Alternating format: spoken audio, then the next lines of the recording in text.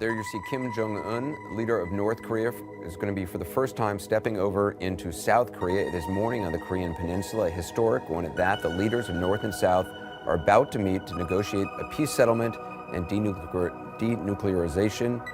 President Moon shaking hands with Kim Jong-un.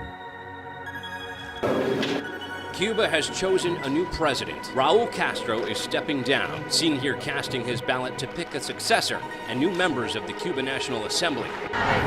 Hundreds of thousands of people took to the streets of Managua in the largest anti-government protest in decades. The demonstration was organized in solidarity with the mothers of students and peaceful demonstrators who have been killed by police and pro-government militias since the start of a nationwide political crisis on April 18th. Protests in Yerevan continued late into Sunday night, with tens of thousands of Armenians gathering in the city centre, despite earlier attempts by police to break up the march with batons and tear gas. 89 large fires in 13 states have burned more than 750,000 acres, forcing tens of thousands of people to flee to safety. One of the biggest is a fast-moving blaze north of Sacramento, California. 6 other major fires are burning across the state, all fueled by high winds, dry conditions, and triple-digit temperature. Big news while you were sleeping in the West, a dramatic rescue operation unfolded in Thailand where a youth soccer team had been trapped in a cave for more than 2 weeks. Thai Navy SEALs confirmed that rescuers pulled the last of 12 boys and their soccer coach out of that flooded cave this morning. Protesters face off with security forces in Baghdad. Although a smaller gathering than seen in the last 2 weeks in the south of Iraq, it's still a significant number for the capital, showing solidarity with protesters in the south. Still reeling from their bloodiest day in years, this was the area where last Friday Israeli snipers shot 700 Palestinians, 21 would die.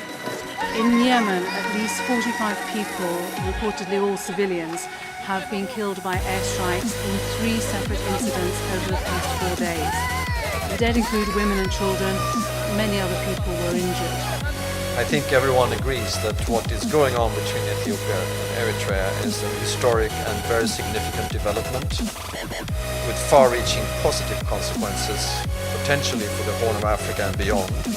Japan is experiencing a record-breaking heat wave, which officials say contributed to the death of 65 people last week. More than 30,000 people were admitted to hospitals suffering from heat exhaustion. Taliban forces in Afghanistan have announced a 3-day ceasefire over the Eid holiday for the middle of June. It's the first time the militants have made such an offer, which comes days after the government declared its own ceasefire.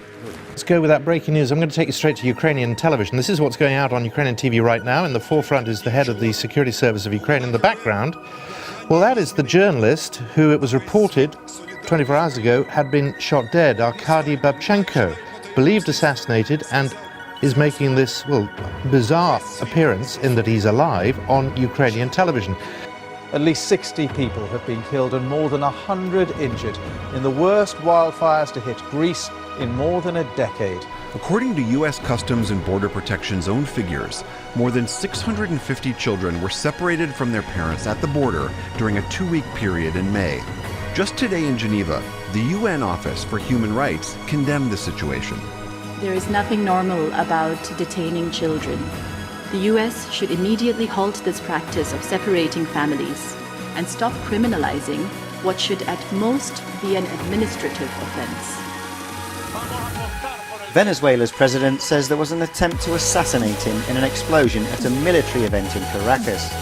He looks upward as a loud noise is heard, and then military personnel are seen scattering before the live TV broadcast is cut off.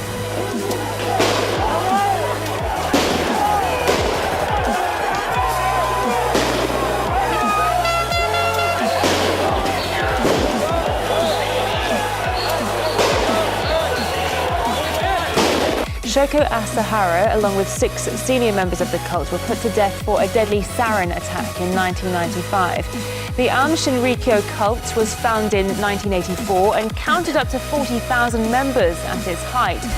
They thought they was gonna play with these amigos, and they said, "Oh yeah, we rise together, homie," and they leaving, and they not bullshitting.